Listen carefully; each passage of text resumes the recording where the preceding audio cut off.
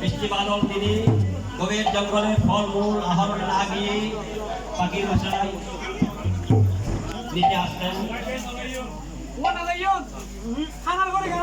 পাখি যে সমস্ত জীব জন্তুর মাংস ভক্ষণ করে হস্তিগুলি নিচে ফেলে দিত, ঋষি সেই সমস্ত হস্তি পাশারে চূর্ণ করে জলে সিদ্ধ করে তা পান করতেন।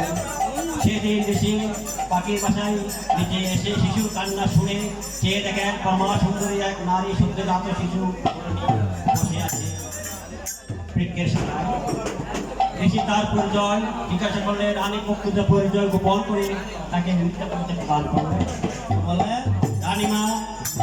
ঋষি বললেন, আপনি দয়া করে আমাকে এবং নবজাত শিশুকে বশযুক্ত হতে আমি নেই।